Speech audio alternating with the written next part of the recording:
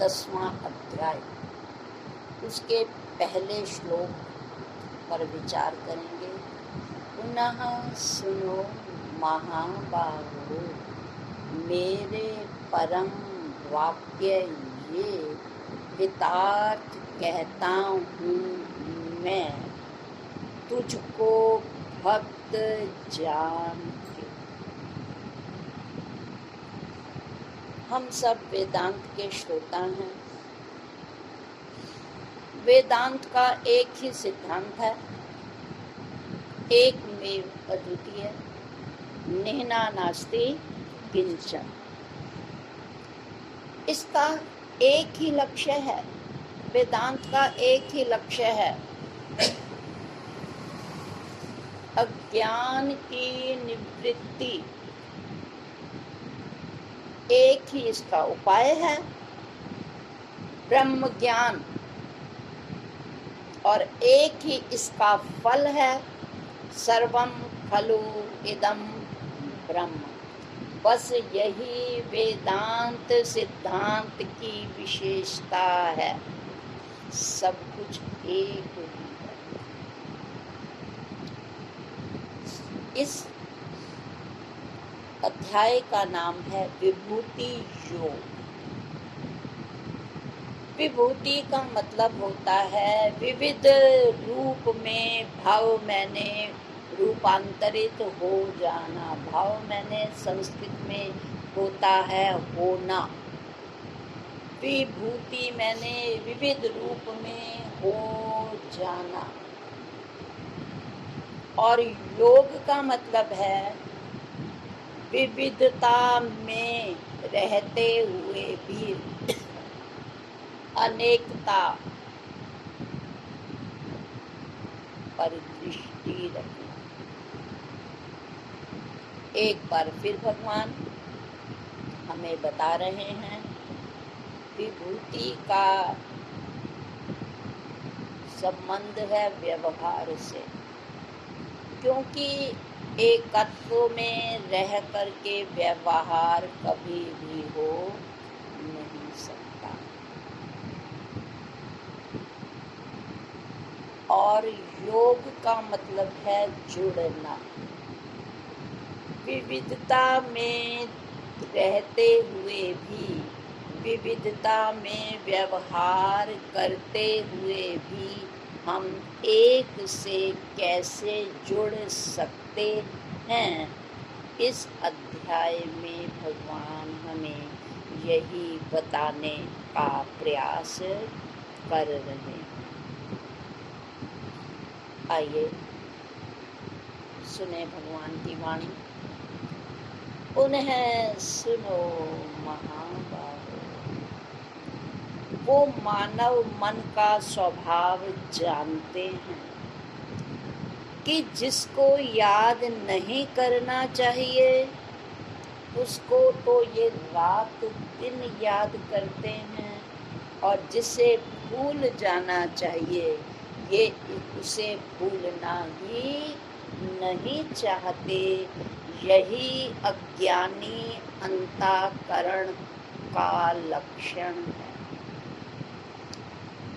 तो 9 अध्याय में उन्होंने अलग अलग तरीके से समझा करके 9वें अध्याय में तो पूर्णतया हर श्लोक में एक नए ढंग के साथ, नए शब्दों के साथ हमें समझाने का प्रयास किया कि हम कैसे अपने आप, या यूं कहिए परमात्मा से जुड़ सकते हैं। तो उन्हें पता है ये भूल गया होगा, क्योंकि इसके दिमाग में युद्ध की खलबली मची है। तो फिर वो कहते हैं कोई बात नहीं, तुम्हारा काम भूलना है और गुरु का काम याद दिलाना है। याद गुरु दिलाते हैं, यही गुरु की याद का उल्टा दया है। भूले हुए को बार बार रास्ता दिखाना, उसको याद कराना, ये गुरुदेव की दया ही है। आइए भगवान क्या कहते हैं, पुनः सुनो महाबाहो। अब महाबाहो शब्द उन्होंने किस लिए लगाया? महाबाहो का अर्थ होता है जिसकी भुजाएं लंबी और सशक्त हो। चाहे वो खेल का मैदान हो या युद्ध का मैदान हो, लंबी भुजाएं जीतने में कहीं ना कहीं सहायक होती हैं। ठीक है, तो भगवान ने यहाँ महाबाहो शब्द का प्रयोग किया कि तुम बाहर से तो महाबाहो हो ही, पर भैया पूज्य बीजी कहा करते थे, यह संसार या तो कर्म भूमि है या फिर युद्ध भूमि। ये जीवन एक शरीर एक खेत है जिसमें बो लीजिए, अच्छे कर्म करिए या बुरे। और दूसरे रूप में पूज्य महाराज ये भी कहा करते थे कि ये युद्ध क्षेत्र है, कोई ये मनोरंजन का स्थान है नहीं है। नित्य नई परिस्थितियों से यहाँ जूझना पड़ता है। उसके लिए किसकी जरूरत है?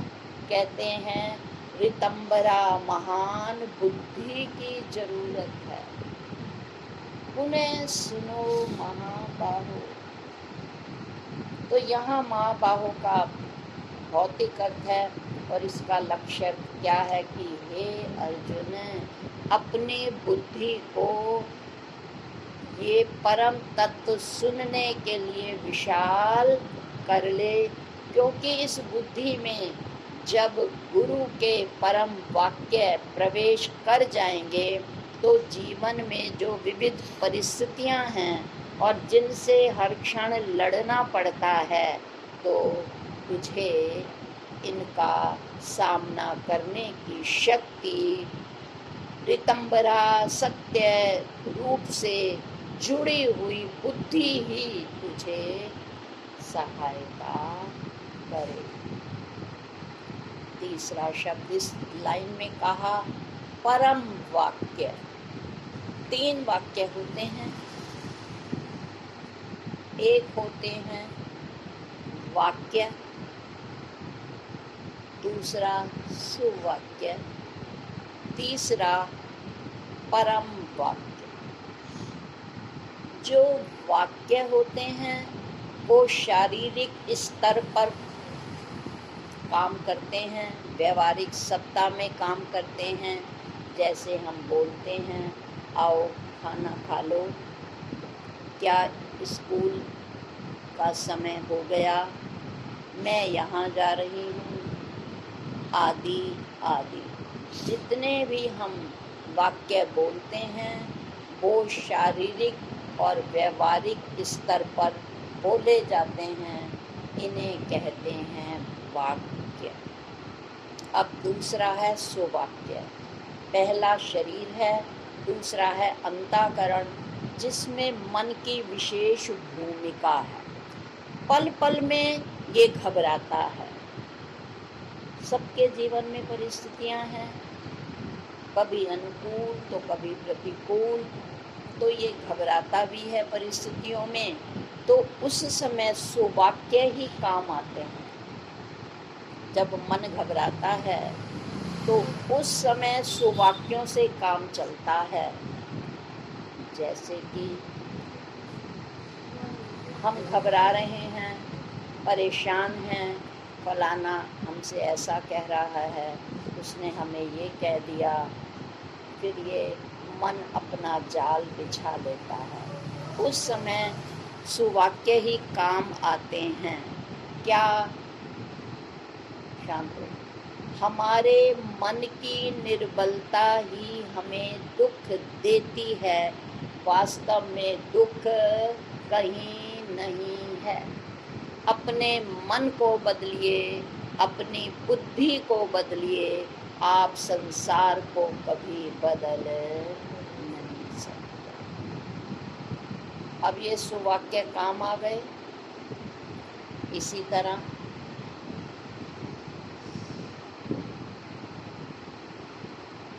मन की परिस्थितियों से,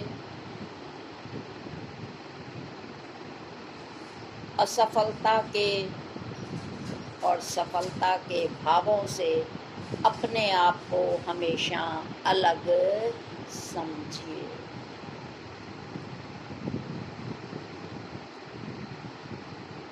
इसी तरह से और भी बहुत सारी हैं कि जब हम परेशान होते हैं तो वो हमें कहते हैं तुम हमेशा अपना मन संसार की रंगीनियों में लगाए रखते हो, तभी तो दुखी हो।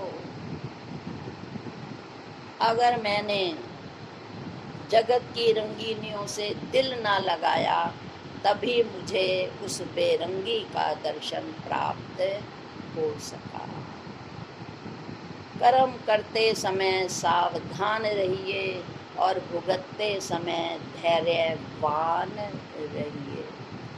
आदि आदि हर स्थान पर, पुस्तकों में, कैलेंडर में हमें ये सुवाक्य लिखे हुए मिले होंगे और अगर हम इनको जीवन में जरा भी अप्लाई करते होंगे तो वास्तव में ये सुवाक्य, या संस्कृत में इन्हें सूत्र कहते हैं, ये सूत्र हमारे गिरते हुए मन को बांध लेते हैं।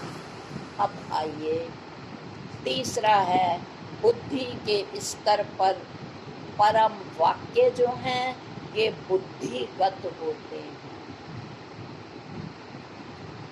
इन्हें हमें बुद्धि में स्थान देना पड़ता है। शारीरिक स्तर पर व्यवहारिक वाक्य काम आए, मानसिक स्तर पर सुवाक्य काम आते हैं, और यदि हमने अपना जीवन बदलना है और जन्म जन्मांतर को सुखदायी बनाना है, या यूं कहिए जन्म मरण से मुक्ति पानी है, उस समय हमें गुरु या संतों के परम वाक्य जो हमने बुद्धि में भरे हैं हमें वो काम आते हैं। जैसा कि हम भजन भी गाते हैं, वेदों के मीठे वाक्य हैं, सुन लो प्यार से, दूरी का नाश होता है आत्म विचार से। भगवान कृष्ण ने तो अब तक सारे परम वाक्य कहे हैं। सुख दुख एक सारी व्यथा ना लेवे, मोक्ष के योग्य है वही, हे अर्जुन सुख दुख को समान समझो, कर्मण्येव अधिकारः ते मा फलेषु कदाचन। हे सखा, कर्म में तेरा अधिकार नहीं है, कर्म फल में तेरा अधिकार नहीं, कर्म करने में तेरा कर्तव्य है। तो ये हैं बुद्धिगत वाक्य। जब ये वाक्य बुद्धि में बैठ जाते हैं, ऐसी बुद्धि को कहते हैं रितंबरा बुद्धि, यानी जहाँ रित मैंने बिना परम वाक्यों के और बिना परमार्थ की बातों के, जिस बुद्धि में रित मैंने सत्य भी होता है, बिना सत्य के कुछ ना भरा हो, ऐसी बुद्धि जो है वो रितंबरा बुद्धि कही जाती है। और ये रितंबरा बुद्धि कब बनती है? जब कोई संत या गुरु हमें परम ज्ञान और परम वाक्यों को सुनाता है। तो इसलिए कह रहे हैं, जो मैं तुझे समझाने जा रहा हूँ ये कोई सामान्य व्यवहारिक बात नहीं है, ये कोई मनोकल्पित बात नहीं है, ये सत्य में तेरी बुद्धि प्रतिष्ठित हो, इसलिए मैं तुझे समझाना चाह रहा हूँ, क्योंकि मैं तेरा सबसे बड़ा हितार्थ कहता हूँ। अनेकानेक बार प्रसंग में यही बात आई है, दोहराई भी गई है। क्या कि जीवन में दो ही हेतु होते हैं, या माँ बाप भौतिकता में और परमार्थ में एक सिर्फ गुरु ही होता है, जो भले ही कड़वी बात कह दे पर कहता हित की बात। प्रसंग याद आ गया। रावण एक बार अपने मामा मारीच के पास गए। वो राम के ध्यान में अपनी कुटिया में मग्न थे। रावण ने बाहर से आवाज़ लगाई अपने मामा को, और वो तुरंत बाहर आए। उन्होंने कहा, कहिए राजन, आज कैसे मुझे याद किया? तो रावण ने कहा कि मैं एक बहुत आवश्यक कार्य से तुम्हारे पास आया हूँ, जिसे तुम ही कर सकते हो। कहो राजन। उन्होंने कहा, तुम छद्म वेश धारण करने में अति कुशल हो, इसलिए मुझे तुमसे एक काम करवाना है। कहो। कहते हैं कि तुम्हें एक मायावी हिरण बनना होगा, बहुत सुंदर रूप धारण करना होगा और सीता के आसपास मंडराना होगा। और स्वाभाविक है कि वो जब एक नया स्वर्णमय मृग देखेंगी, आकर्षित होंगी, और फिर राम को वो हिरण लाने के लिए कहेंगी। राम ने हिरण के लिए पीछा करेंगे, आदि आदि। तो इस काम में मैं तुम्हारी सहायता लेना चाहता हूँ। उन्होंने कहा, राजन, आप पद में मुझसे बड़े हैं, पर उम्र और संबंध में मुझसे छोटे हैं। जब छोटे किसी विपरीत दिशा में जाने लगें, तो अनुभवी और बड़े व्यक्तियों का ये कर्तव्य बनता है कि वो उन्हें सही रास्ते पर लाए और अपने अनुभव को उन्हें बताए। आज मैं बड़ा होने के नाते और अनुभवी होने के कारण तुम्हें ये राय देता हूँ कि तुम भगवान राम से किसी भी तरह की दुश्मनी मोल मत लो।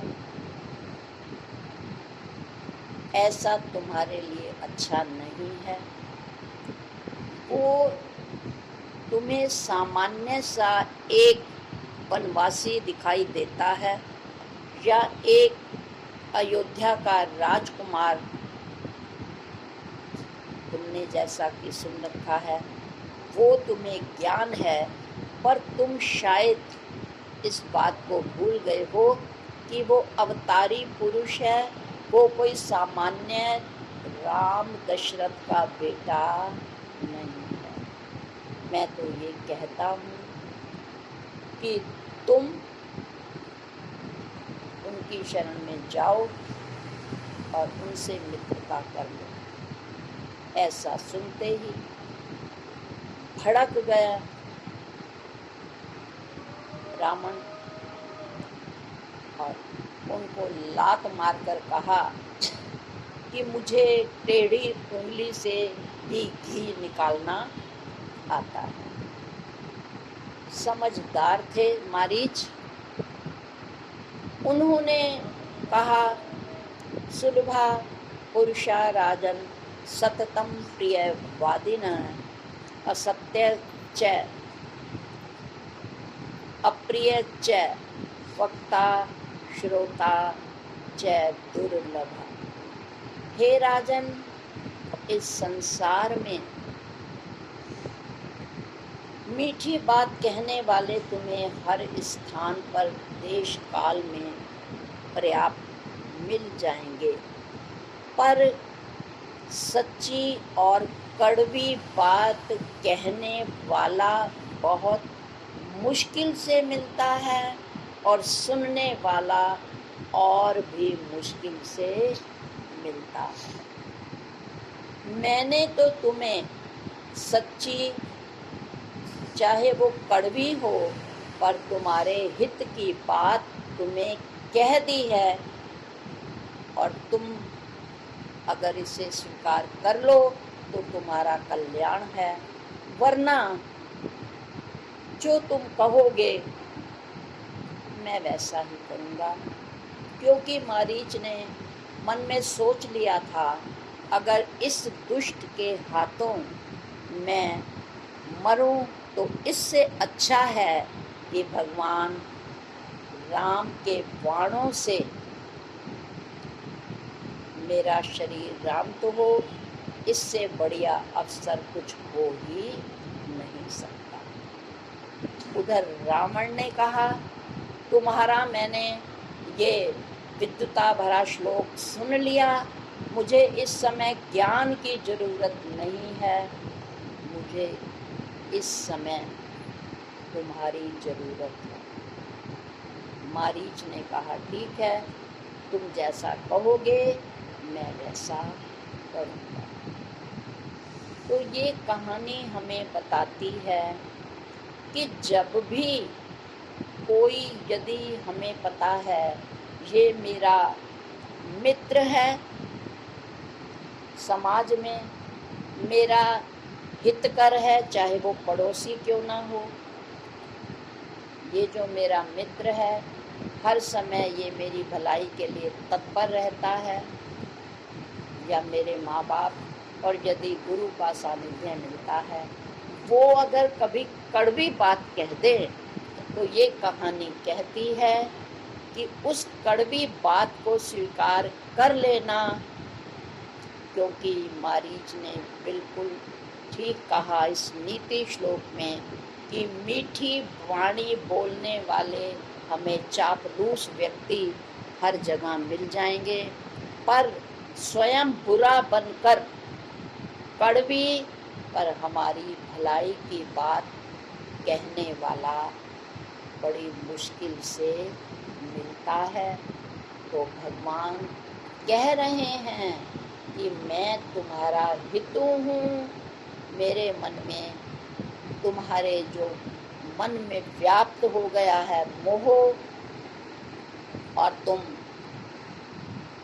युद्ध के मैदान में कायर बने बैठे हो, तो मैं तुम्हारा हितू हूँ, इसलिए तुम्हारे कल्याण के लिए मैं तुम्हें यही बात समझा रहा हूँ कि सामने जो भी तुम्हें दिखाई दे रहा है उनमें विभिन्नता है, पर तत्वतः वो सब एक हैं, और ये आत्मा किसी शस्त्र से काटी नहीं जा सकती, वायु इसे सुखा नहीं सकती, और जल इसे गीला नहीं कर सकता।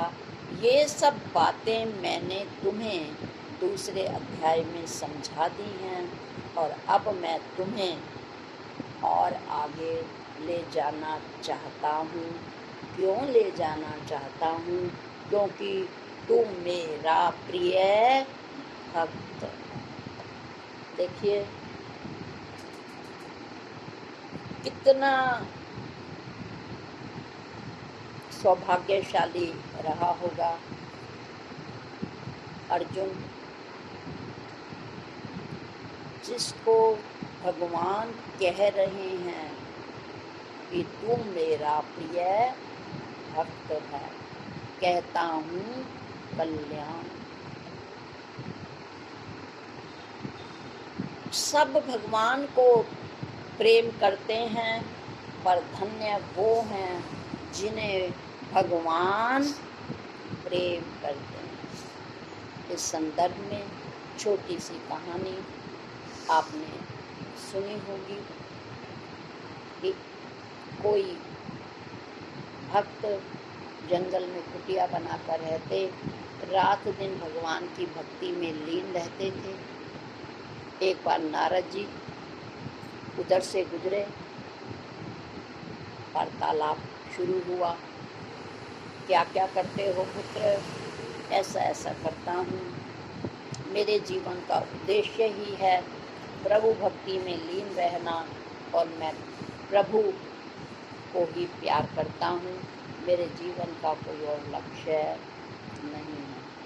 तो हम सब नारद जी के व्यक्तित्व के बारे में तो परिचित हैं ही। उन्होंने कहा, अच्छा पुत्र, जब मैं अगली बार आऊँगा तो भगवान जी के पास एक लिस्ट है कि कौन कौन उन्हें प्रेम करता है। अब थोड़ा सा उनके मन में भी माया व्याप गई। कहते हैं, हाँ नारद जी, जब अगली बार आप लेकर आओ तो मुझे दिखाना क्या उस लिस्ट में मेरा भी नाम है जो भगवान को प्यार करते हैं। समय गुजरा, नारद जी फिर आए। नारायण नारायण। भक्त निकले उत्सुकता से, प्रणाम किया, कहा, भैया तुम्हें अच्छा तो नहीं लगेगा, पर मैं तो सच्ची बात कहूँगा, तुम्हारा नाम उस लिस्ट में नहीं। थोड़ी देर तो वो भक्त मायूस हो गए। जब नारद जी चले गए, उन्होंने अपनी उसी रितंबरा बुद्धि का प्रयोग किया और कहा, कोई बात नहीं, अवश्य मेरी साधना में, मेरे प्रेम में कोई कमी रह गई होगी कि उस लिस्ट में मेरा नाम नहीं है। जो भगवान से प्रेम करते हैं वो पुनः अपनी और अधिक साधना में तल्लीन हो गए। समय के क्रम में फिर दोबारा नारद जी आए, आवाज़ लगाई, प्रणाम करते हुए भगत जी बाहर आए। कहते हैं, इस बार तो मैं तुम्हें निराश नहीं करूँगा। बोले, क्या? अच्छा, मेरा नाम उस लिस्ट में आ गया? कहते हैं, नहीं, तुम्हारा नाम तो और भी अच्छी लिस्ट में आ गया। भगवान की एक और लिस्ट है। तो कहते हैं, वो कौन सी? वो लिस्ट है जिसमें भगवान भक्त को प्यार करते हैं। भक्त भगवान को प्यार करते हैं, उस लिस्ट में तुम्हारा नाम नहीं था, पर भगवान जिस भक्त को सर्वाधिक प्रेम करते हैं, तुम्हारा नाम तो उस लिस्ट में। तो कहने का मतलब ये है कि कितने बड़े सौभाग्यवान होंगे अर्जुन, कितनी भक्ति और अनन्यता होगी उनकी भगवान के प्रति कि भगवान उन्हें कहते हैं, भक्त है तू सखा मेरा, कहता हूँ कल्याण की। किसी अन्य श्लोक में उन्होंने ये बात कही थी। अब इस श्लोक में क्या कह रहे हैं? हितार्थ कहता हूँ मैं, तुझको भक्त जान। भगवान जिसको ये तमका दे रहे हैं कि तू भक्त है, तो कितने बड़े सौभाग्य की बात है अर्जुन की। आइए, भक्त की परिभाषा हमने बहुत बार सुनी, आज एक नए रूप में जो गुरुदेव ने प्रेरणा दी, उसके अनुसार भक्त कौन है हम जानते हैं या नहीं। भगवान के बारे में भी बहुत से शब्द कहे हैं कि भगवान का क्या अर्थ है, कैसे गगन, वैसे वायु आदि आदि कहा गया है। पर इस संदर्भ में जब हम बात कर रहे हैं तो कहते हैं, व्यास जी ने भगवान की परिभाषा देते हुए कहा था, जिसके पास ये 6 भाग मैंने ऐश्वर्य, मैंने अत्यधिक अपरंपार जिनके पास ज्ञान हो, ज्ञान के साथ वैराग्य भी हो। दूसरा, श्री भी हो और लक्ष्मी भी हो। श्री मैंने शोभा, और संपूर्ण कीर्ति हो, और अप्रतिम सौंदर्य जिसके अंदर हो उसको भगवान की कोटि में रखा जाता है। संपूर्ण ज्ञान, उसके साथ संपूर्ण वैराग्य, पूर्ण लक्ष्मी, उसके साथ श्री शोभा, संपूर्ण कीर्ति के नायक और अप्रतिम सौंदर्य के लक्षण जिनमें हों उन्हें भगवान कहते हैं।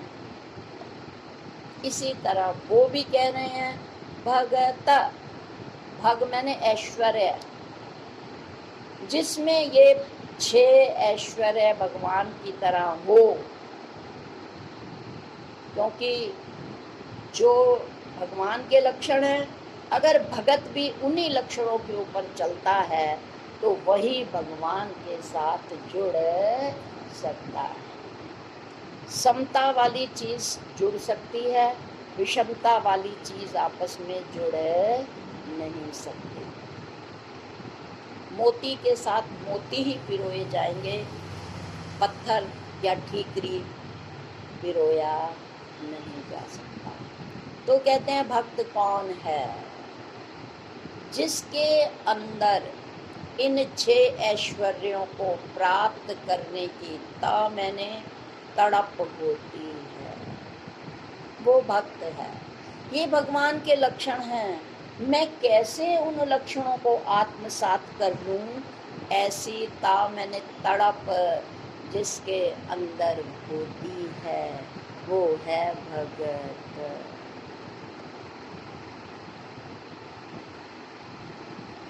और जो इन ऐश्वर्यों, लक्ष्मी, श्री, कीर्ति, ज्ञान, वैराग्य, सौंदर्य सब कुछ होते हुए भी अंतःकरण से इनका त्याग करता है, ये चीजें होते हुए भी जो ये गुण उसे आकर्षित नहीं करते, दूसरे रूप में वो भी भगत है। कैसे? रविदास जी हैं, अत्यंत निर्धन स्थिति में वो अपनी छोटी सी कुटिया में रहा करते और जूते गांठने का काम किया करते और भगवान की भक्ति में मस्त रहा करते थे। एक बार पहले पैदल यात्राएं हुआ करती थी। एक बार उधर से कुछ सेठ का परिवार गुजरा और वो गांव में पहुंचते ही उन्हें स्वामी रविदास जी के भक्ति का पता लगा। उन्होंने कहा, सात्विक थे कि जब जा ही रहे हैं इस गांव से तो उस संत का हम दर्शन करते चले। वो गए, देखा कि रंग रूप और काठी बड़ी सामान्य सी, और उनके चेहरे पर एक भक्ति थी, एक मस्ती थी। प्रणाम किया। इतने में अचानक क्या हुआ, बारिश शुरू हो गई। रविदास जी ने उन्हें प्रार्थना करके अपने छप्पर के नीचे स्थान दिया, पर देखा सेठ जी ने कि छप्पर काफ़ी जगह से लीक कर रहा। उन्होंने उन्हें 1 दिनार दी सोने की और कहा, आप इसे स्वीकार करें और इस छप्पर की मरम्मत करा लें। उन्होंने कहा, हम ईश्वर भक्त हैं, हमें इस लक्ष्मी से और हमें कीर्ति से कोई मतलब नहीं कि मेरा घर ऐसा है, मेरा स्थान वैसा है, हम इन चीज़ों को महत्व नहीं देते। उन्होंने कहा फिर भी मेरे कहने से स्वीकार करें। तो कहते हैं मैं इस तरह से लक्ष्मी को स्वीकार नहीं करता। सात्विक हृदय के थे सेठ। उन्होंने चुपचाप एक तरफ छप्पर के नीचे वो दिनार रख दी और उनके समीप रहने वालों से कह दिया कि आप लोग इनकी आज्ञा लेकर के यहाँ छोटी सी कुटिया आरामदेह बनवा लें, जिससे संत जी को भी आसानी हो। समय गुजरा। तीर्थ यात्रा से जब वो लौटे तो सामने देखा छप्पर यथावत उसी स्थान पर था। उत्सुकतावश फिर वो गए। उन्होंने रविदास जी से कहा कि मैं तो दिनार दे गया था, आपने उसका प्रयोग नहीं किया। तो उन्होंने कहा मैंने प्रयोग नहीं किया। तो कहते हैं आपने क्यों नहीं बनवाया? उन्होंने कहा मुझे इसकी ज़रूरत ही महसूस नहीं हुई। तो कहते हैं फिर वो दिनार, कहते हैं मुझे नहीं पता, आपने जहाँ रखी हो आप वहाँ से अपनी दिनार उठा लो। तो ये है, ये सब कुछ उनके पास होता है, पर वो मन से इनका त्याग करते हैं। दूसरा, परमहंस इसीलिए हैं रामकृष्ण जी के आगे लगाया जाता है कि वास्तव में वो परम तत्व में लीन थे। इसलिए उनके जीवन की बहुत सी घटनाएं हैं जो यदा कदा प्रसंगवश हम उन पर विचार कर लेते हैं। आइए आज फिर एक प्रसंग को लेते हैं कि वो अपने पास कभी भी पैसा अपनी जेब में आसपास नहीं रखा करते थे। उनका यही संकल्प था कि पता नहीं जब मेरे आसपास पैसा होता है तो वो मुझे सुख नहीं, मेरे दुख का कारण होता है, मुझे जलन देता है। और उनका ऐसा संकल्प हुआ कि जब कभी भी वो कोई अठन्नी चौन्नी उनकी जेब में किसी कारण रख दी जाती थी तो वो असहज महसूस करते थे और उनको कुछ अजीब सा या कुछ जलन सी महसूस होती थी। तो जब विवेकानंद जी को पता लगा, उन्होंने सोचा ऐसे कैसे हो सकता है कि सिक्का हो, सिक्का भला इन्हें जलन कैसे दे सकता है। उत्सुकता थी, नए नए आए थे, तो उन्होंने सोचा कि मैं देखता हूँ, प्रयोग करके देखता हूँ कि क्या आप वास्तव में ऐसा सत्य है। उन्होंने एक अठन्नी स्वामी जी के कुर्ते में डाल दी, जेब में। स्वामी जी ने सहजता से वो कुर्ता धारण किया। थोड़ी देर बाद कहने लगे, नरेन, मुझे कुछ अजीब सा महसूस हो रहा है, मैं असहज महसूस कर रहा हूँ, जरा देखना कहीं मेरे इस कुर्ते में कुछ है तो नहीं। नरेन समझ गए। वो उनके चरणों में सिर झुकाकर बोले, गुरुदेव, मैं बार बार क्षमा चाहता हूँ, मैंने आज बहुत बड़ी गलती की जो मुझे नहीं करनी चाहिए थी। फिर भी क्षमा बड़न को चाहिए, छोटन को उत्पात। सारी बात कह सुनाई और वो समझ गए कि वास्तव में संत के चरणों में सब कुछ है, पर इतना सब होने के बाद भी वो इनको, चाहे लक्ष्मी हो, चाहे श्री हो, या कीर्ति हो, या बहुत सौंदर्य हो, वो इन बातों को मन में स्थान नहीं देते। तब ही परम वाक्य उस बुद्धि में बैठते हैं। तो भगवान ने अगला श्लोक लेने से पहले ये सब बातें अप्रत्यक्ष रूप में अर्जुन के सामने रख दी हैं कि जो भी मैं तुम्हें वाक्य बताने जा रहा हूँ,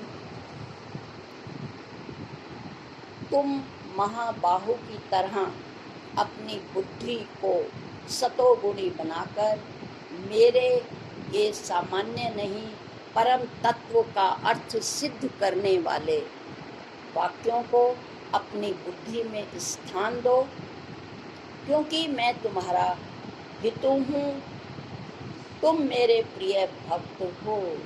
तो वो अप्रत्यक्ष रूप में इंगित कर रहे हैं कि जब तक तुम्हारे अंतःकरण में ये भक्त के लक्षण भगवान की तरह नहीं होंगे, तब तक तुम जो विभूति योग में मैं समझाने जा रहा हूँ तुम समझ नहीं पाओगे।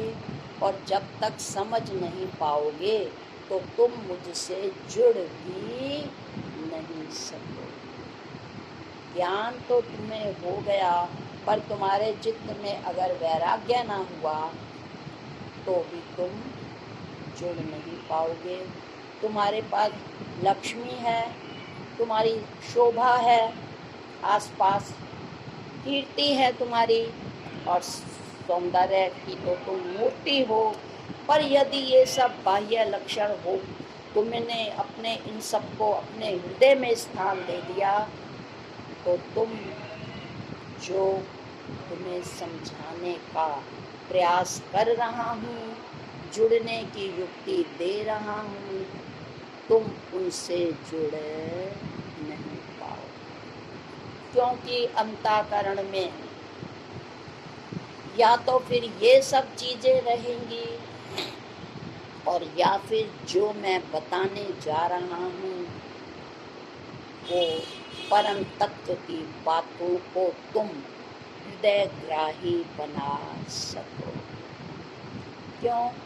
क्योंकि एक भजन आता है, मेरे दिल की सोनी बस्ती में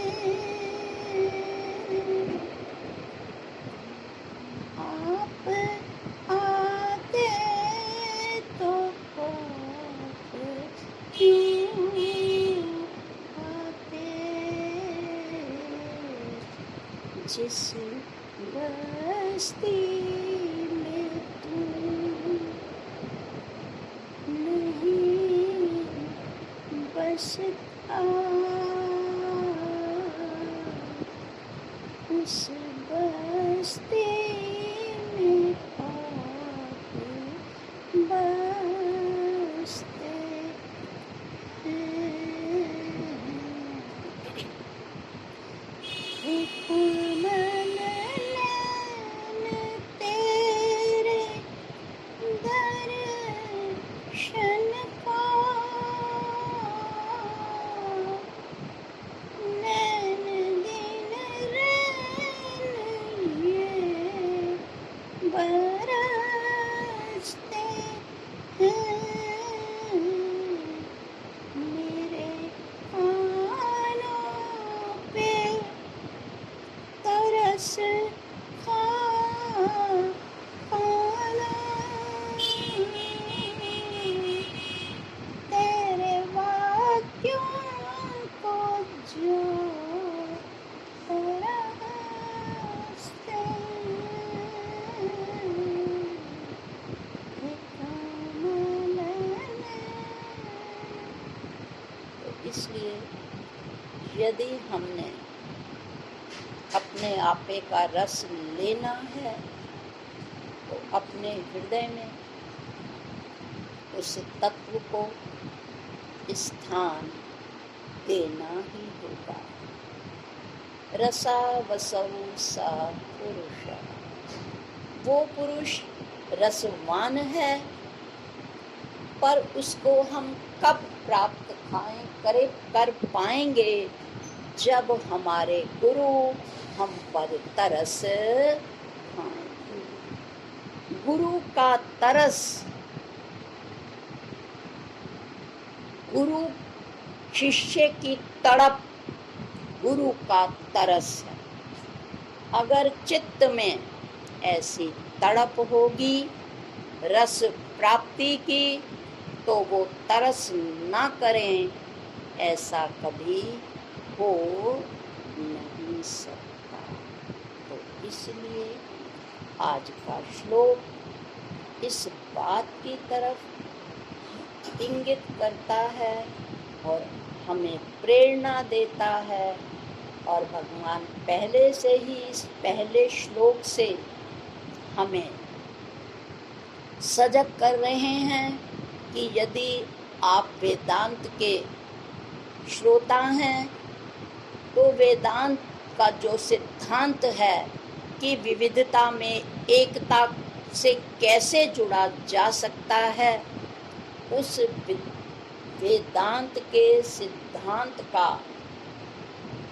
यदि हम रसपान करना चाहते हैं तो उससे पहले जो भी भगवान बता रहे हैं अपनी बुद्धि को सत्य से युक्त करना होगा।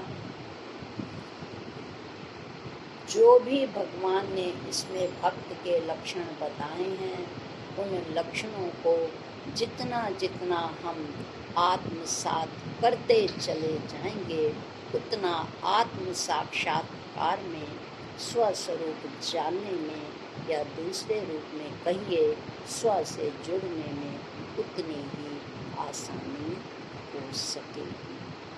ओम शांति शांति।